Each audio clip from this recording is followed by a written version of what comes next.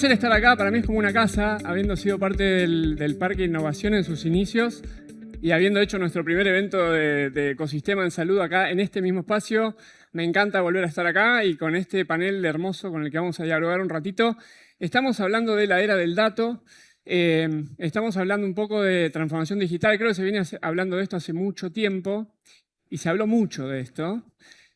Para quienes no me conocen, tengo un perfil un poco de buscar en el impacto real. Cualquier tema que ronde la innovación, el dato, la transformación digital, creo que se habla mucho, se dice mucho, y después vemos que en las empresas, en las organizaciones y en los ecosistemas pasa poco, ¿no? O hay menos resultado para todo el esfuerzo que se le pone atrás, ¿sí? Se ha sentado, sí, sí.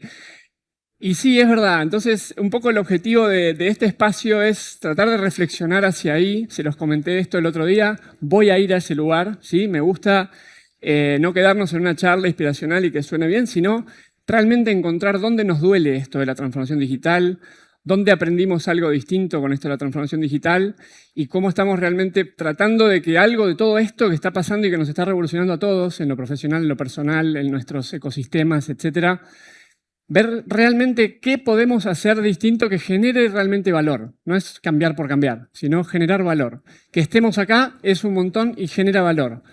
Más allá de esto, vamos a escuchar un poquito a las historias de 3 personas, más allá de sus roles y sus empresas. Claudia, hablando del inicio, la pregunta para vos es si te acordás cuando hablaron de transformación digital la primera vez, ¿qué pensaban? ¿Qué era eso? ¿Cómo se comía? Buen día, gracias por la invitación y sí me acuerdo perfectamente porque hará 5 años. Nosotros somos una empresa de mucho fierro, ¿sí? Somos transportadora de gas del sur, tenemos caño, turbinas, plantas de acondicionamiento, máquinas distribuidas en 9.000 kilómetros de gasoducto, distribuidas en todo el sur. Y cada uno tenía una idea diferente. Sabíamos que teníamos que hacer algo porque todo estaba cambiando. Alguien en el inicio decía, te puedes quedar quieto y que te pase por encima o podés manejarlo, ¿sí? Sabíamos que teníamos que hacer algo, pero cada uno tenía una idea diferente. Yo desde operaciones pensaba, lo que necesito son los datos de las máquinas porque quiero ver antes de que se rompan que se están por romper. Eso para mí era lo que yo necesitaba eso. Pero la gente de recursos humanos necesitaba otra cosa, necesitaba, no quiero más papeles, quiero tener todo digitalizado. Cada uno tenía una idea diferente. En el comité de dirección somos 8. Había 8 ideas. No arrancábamos organizadamente para ningún lado. Había mucha gente distribuida con ideas fantásticas y con quiero un dron para hacer esto. Cada uno quería algo diferente. Entonces, finalmente, después de 2 años de estar trabajando pensando cómo nos vamos a organizar, porque el tema es no solo incorporar la tecnología, usar los datos y demás, es un tema cultural. ¿Cómo lo vamos a usar? Queremos que sea parte de nuestra cultura la innovación en todo, no solamente en la tecnología, en cómo hacemos las cosas, en los procesos, cómo nos adelantamos a las cosas, cómo las manejamos. Entonces lo que decidimos, que la verdad está resultando muy bien, decidimos hacer un assessment, hacer un diagnóstico. Contratamos una consultora y hizo un análisis de cómo estábamos, de cuáles eran nuestras expectativas, qué esperábamos, y después de 1 año de trabajo con el assessment, terminamos con un plan de trabajo con 5 tracks que identificamos como críticos, el de IT, el de OT, que recién armábamos el área de OT, el de datos, antes que nada, el de ciberseguridad, porque pasamos de tener plantas antiguas no manejadas por datos que eran inviolables, porque salvo que alguien entrara no pasaba nada, a tener datos en todos lados. El de ciberseguridad decía, y después pusimos un track que tenía que ver con IA, con agentes, era una cosa ahí que no sabíamos muy bien, pero ahí teníamos que encauzar a toda la gente que andaba diseñando inteligencia artificial para diferentes cosas. ¿Hace 5 años fue esto? Hace 5 años. Okay. Empezamos hace 2 a desarrollar, implementar el plan. Así que lentamente, más lento de lo que pensábamos al principio, pero lentamente, con paso seguro, vamos avanzando. Tenemos ya máquinas que vemos completamente desde Madero, que es nuestra central. Tenemos diagnósticos en algunos de los turbocompresores. Tenemos un agente en recursos humanos, haciendo algunas cosas.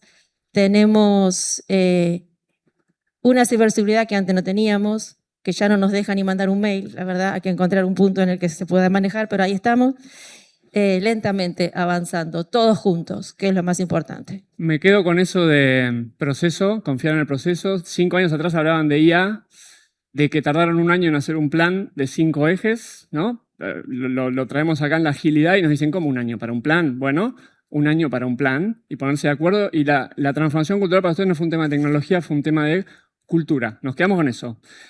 Nadia, ¿cómo andás? ¿Todo bien? Bien, ¿vos? Muy bien. Quiero ir un paso más, hablando de cultura. ¿Cómo ves vos esto en términos de cultura y de inversión también? Como cliente interno, cliente externo, la inversión en dónde se pone en un plan así.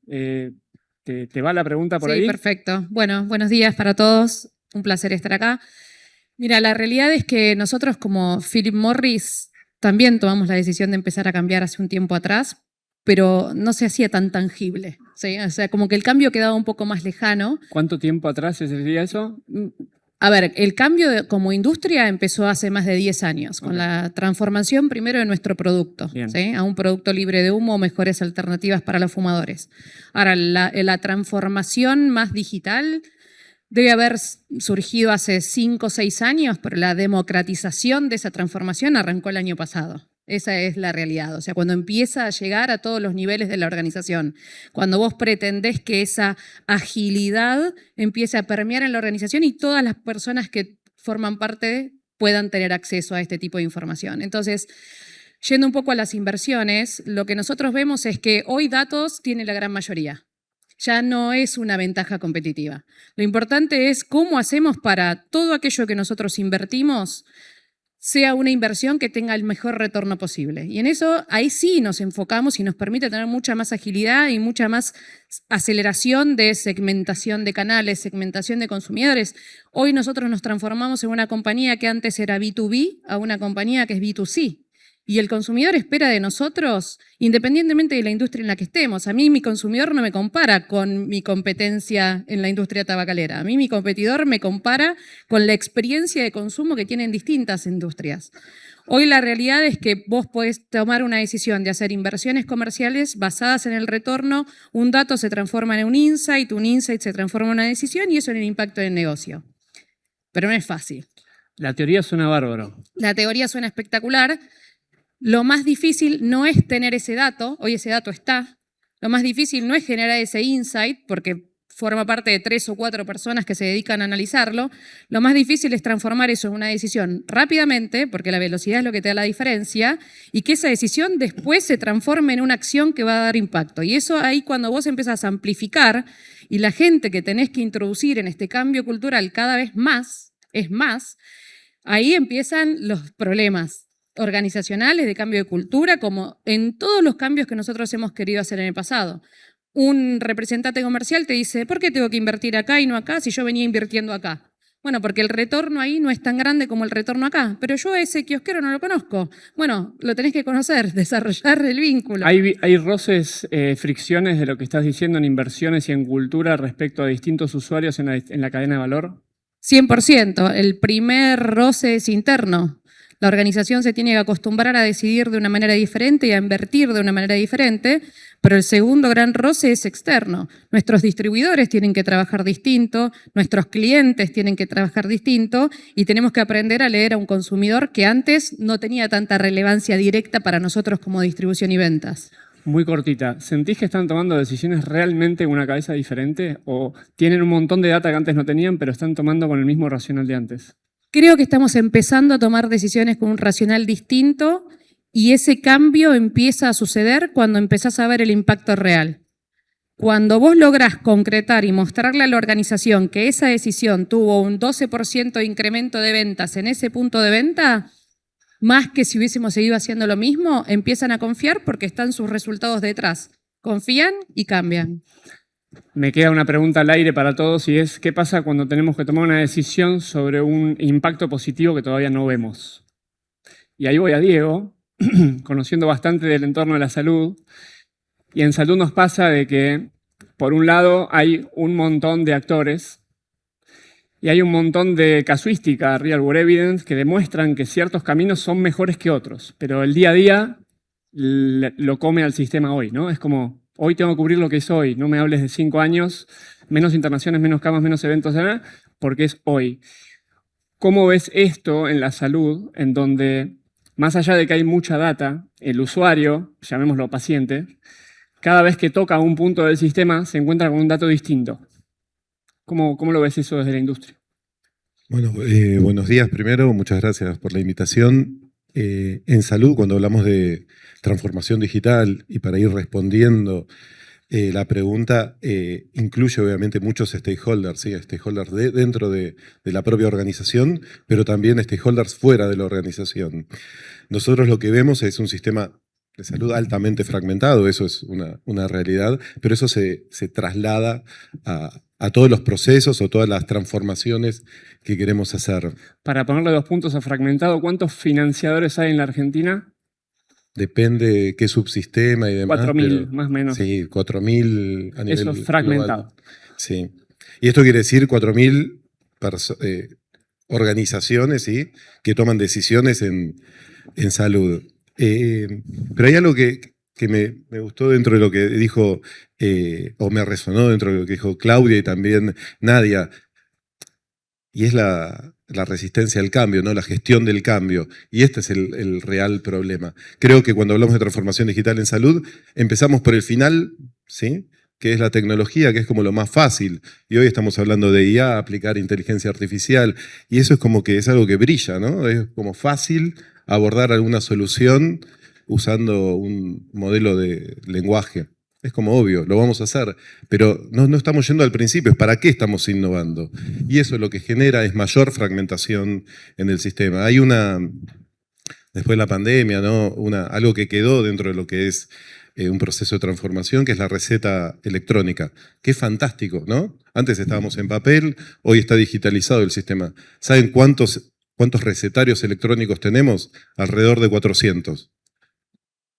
Está buenísimo, pero ahí hay un pequeño problema, porque esos datos que están en estos recetarios no están interconectados, no están interoperando. Y es lo mismo que pasa con las soluciones. Tenemos 4.000 actores que toman decisiones de transformación y las toman de forma, en general, unívoca o no generando comunidad. Y acá estamos hablando de innovación y lo importante que es para la innovación, ¿sí?, un grupo interdisciplinario, no solamente con la mirada de una organización o con la mirada de un problema, sino la de ampliar esto a una comunidad. Fíjate esto que decís, ¿no? Como fuimos con una solución a un problema, digitalizando la receta. Todos, ¿no? Levanten la mano, ¿quién alguna vez interactuó con una receta digital? Todos sabemos de que eso eficientiza, mejora, y si alguna vez les pasó de que no andaba el sistema y les volvieron a hacer una de papel, hace 2 semanas atrás, era un chino hacerme los estudios de sangre. Y ese qué dijo, qué no dijo, cómo realmente mejoró. Ahora, volvimos, y un poco lo que te preguntaba antes, a con qué cabeza y con qué racional tomamos las decisiones, y volvimos a fragmentar la solución. 400 soluciones del mismo problema.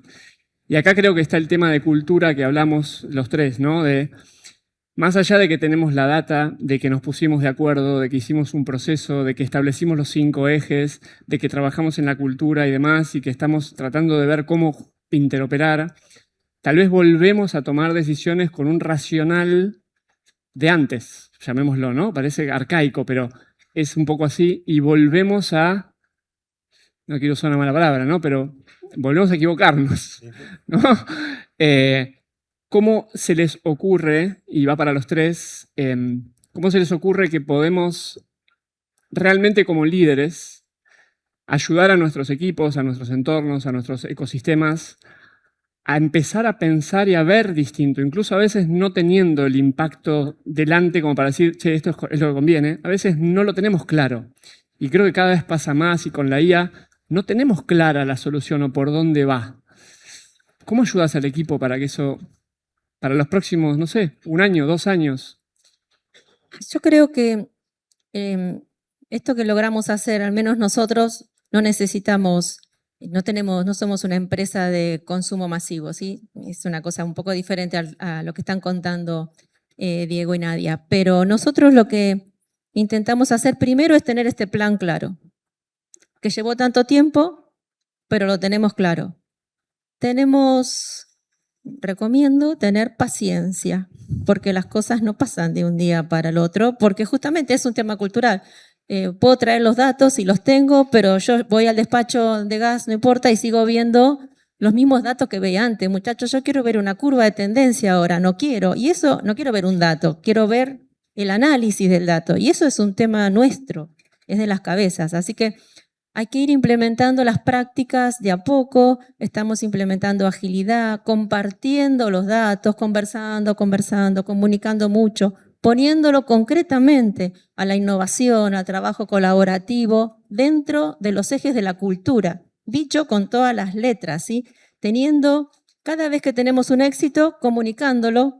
Entonces, el trabajo ahora nuestro de comunicaciones institucional pasó a ser más pesado todavía, porque cada vez que tenemos un éxito es la persona que tuvo el éxito contando a los demás. Es un trabajo de todos los días, como cualquier tema cultural, es un trabajo de todos los días. No podemos dejar que se nos escape alguno tratando de hacer alguna cosa que no apunta al negocio, porque hay cosas que te tientan, como alguien decía acá, creo que decías vos, que brillan, pero si no hace al negocio, déjala para tu tiempo libre, ¿sí?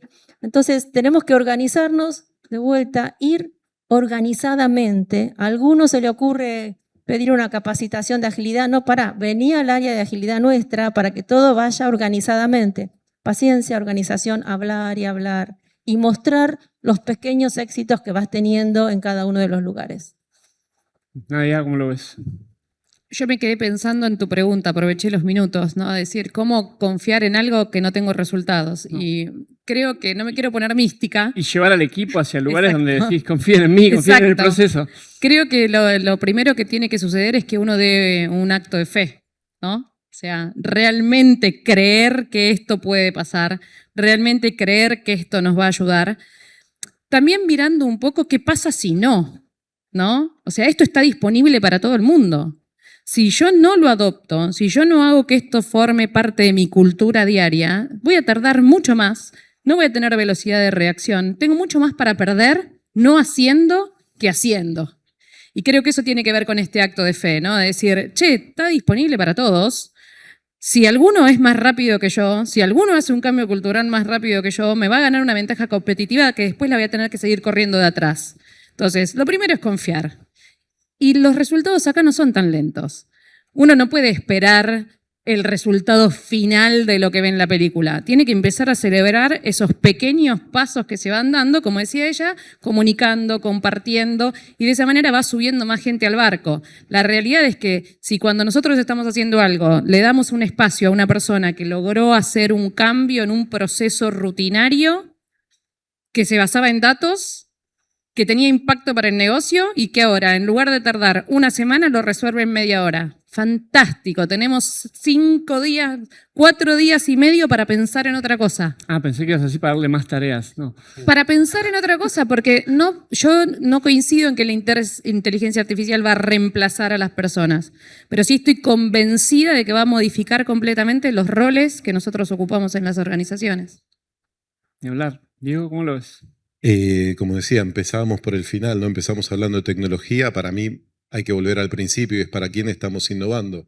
En nuestro caso, innovás para generar un beneficio al paciente. Entonces las preguntas que tenés que generar tienen que estar alrededor del para qué, no del con qué. Porque con qué la tecnología está, siempre estuvo y va a ir evolucionando la tecnología, pero es volver al principio. Y luego salir de algunos esquemas que te atrapan, ¿no? O sea, por ejemplo, este concepto de producto mínimo viable o MVP, que es fantástico conceptualmente, pero hay muchas veces que te quedas atrapado en el MVP y ese MVP no escala, ¿no? Entonces es empezar a desafiar eso que te ayuda, pero en un punto te traba si no te haces la pregunta correcta, que es, de vuelta, ¿para quién estamos generando esta innovación? Sí, en salud pasa algo también, que no sé si les pasa a ustedes dos, que el usuario viene muy datificado, ¿no?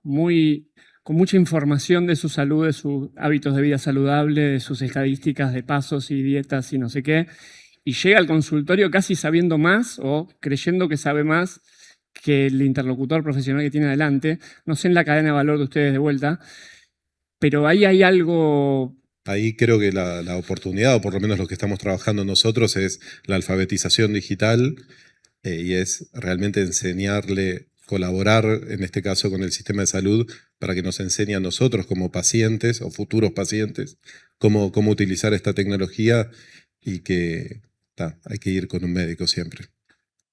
Hace unos 5 o 6 años era Dr. Google, hoy, ¿qué sería? Doctor ChatGPT o alguna de las variables. Doctor GPT, ¿no? Y bueno, si los médicos también lo usan, como empezar a equipararnos y ponernos de igual a igual. Acto de fe, hago como un mini resumen, tengo 25 segundos ahí para hablar del proceso, 5 pasos, 5 años.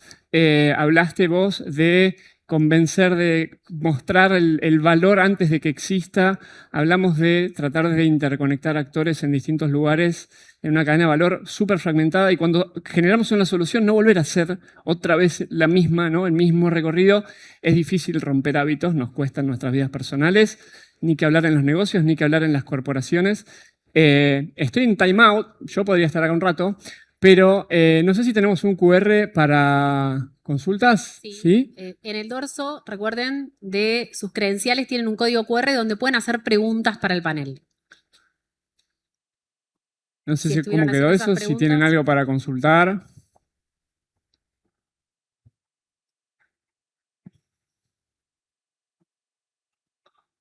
O un micrófono. ¿Podemos pasar un micrófono también? Bien. ¿No? Esperamos al QR. Estamos un poco cortos de tiempo, pero todavía tienen oportunidad, ¿no?, de hacer las preguntas en el código QR. ¿Cómo miden el ROI en cultura? ¿Alguien la quiere agarrar? Difícil. Difícil pregunta. Difícil situación. ¿Qué hacemos nosotros? Puedo contar un poco qué hacemos nosotros. Como decía antes, tenemos un plan para casi todo. Somos muy técnicos, muy de máquinas, muy de mantenimientos, tenemos un cronograma armado para todo. Tenemos un plan de difusión y lo que estamos intentando hacer en lo que hace a cultura, que es tan soft, es un poco lo que decía antes, identificar a lo largo de todo el sistema, identificar, aunque sea pequeño, cambio que se produce y levantarlo y contarlo, publicarlo, darle la oportunidad a la persona que participó en contarlo en la revista interna, en un video, comunicarlo. Que esa persona, aunque sea, o sea, eso requiere de los líderes, que es en lo que hay que trabajar también, requiere de los líderes ese ojo, que los líderes empiecen a buscar eso, que empiecen a identificar ese cambio, lo que antes se hacía de una forma, aunque sea algo pequeño, ahora se hace de otra, y difundirlo. Te hago una pregunta ahí. ¿Qué pasa? Hablaste de éxito, comunicar éxitos, microéxitos. ¿Qué pasa con los fracasos? En nuestra cultura tan técnica y de fierro, los errores no se permitían. Entonces, solamente empezar a hablar de que los errores controlados ahora tienen espacio y por eso empezamos con un MVP y después lo escalamos y probamos y después avanzamos. Bueno, para nosotros empezar a hablar del error y de que empezamos a permitir con mucho control, porque nos cuesta mucho el error, fue un cambio muy importante también. Está buenísimo y para sumar al proceso cotidiano, ¿no? Desde ahí se aprende y se innova y el dato nos sirve para... etcétera, no es fácil. No es fácil. No. Pero bueno, justamente, si no es fácil es porque es algo transformador. Si es fácil, estamos en el mismo escenario de siempre. Si la sensación es esa de que no es fácil, estamos por buen camino, creo. No hay más preguntas. Así que les voy a agradecer la participación, el hablar de abrirse un poco de lo que es la cocina, lo que les pasa, cómo lo vivieron, el proceso que hicieron, en dónde están hoy y cómo lo ven hacia adelante. Así que gracias a todos por escuchar un ratito. Muchas gracias. Gracias.